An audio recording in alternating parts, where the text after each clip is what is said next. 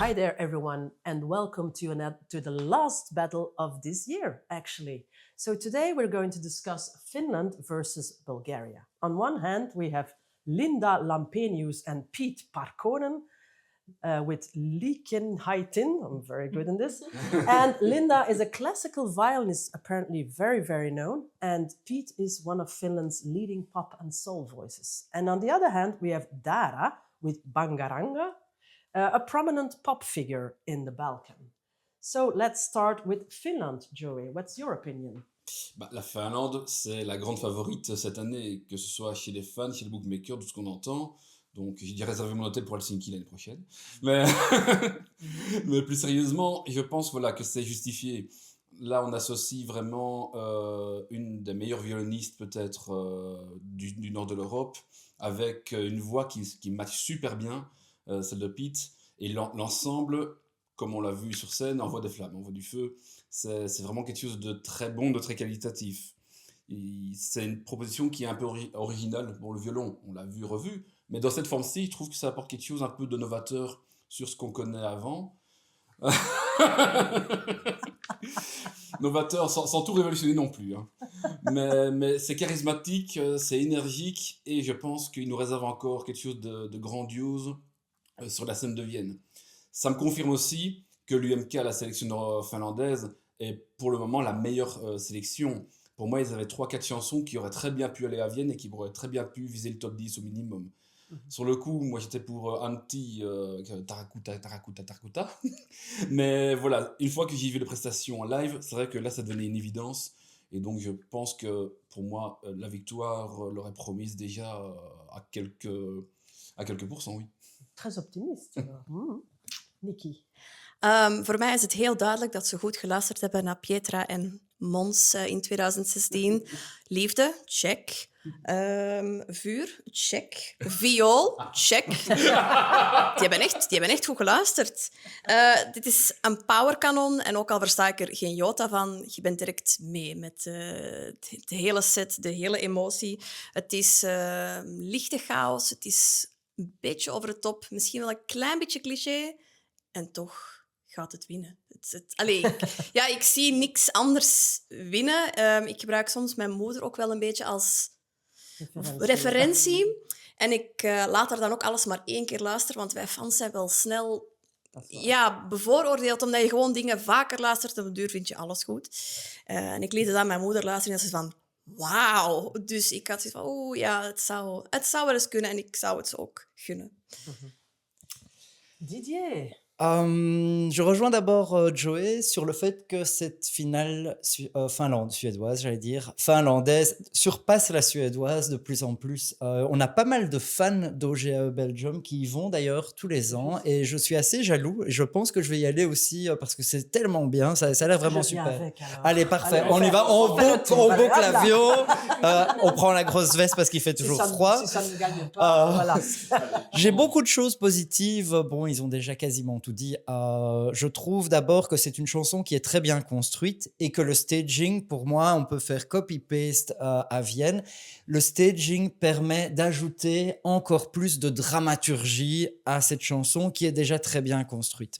Ensuite, que ce soit Linda ou Pete, ils sont très charismatiques tous les deux. Pete est assez charmant, je dois bien l'admettre, et qui plus est, il chante très bien.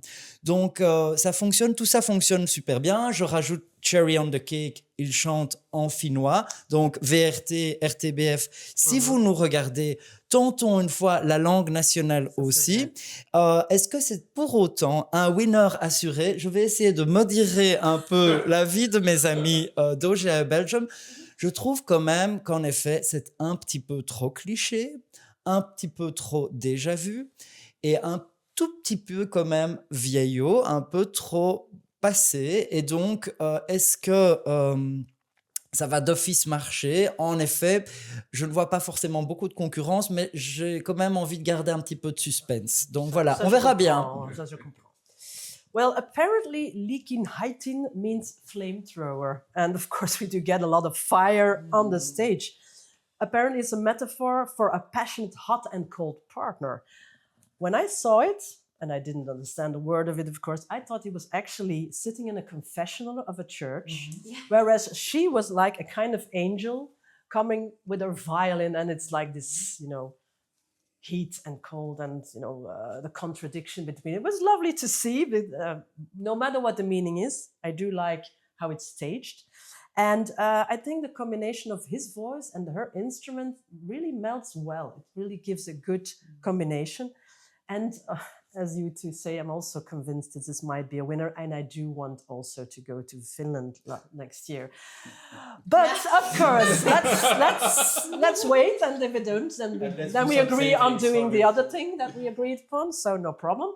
And then let's go to Bulgaria. Joe, what's your thing on Bangaranga? Alors, c'est paradoxal parce que la Bulgarie, il y a plusieurs éléments qui me diraient que je n'aimerais pas parce que c'est redondant. Il y a une partie, puis une autre, puis qui reviennent en boucle.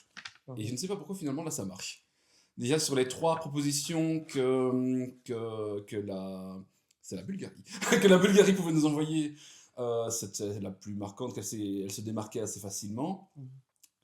En cherchant un petit peu, j'ai vu que Bangarang, c'est du jamaïcain. Et ça veut dire émeute.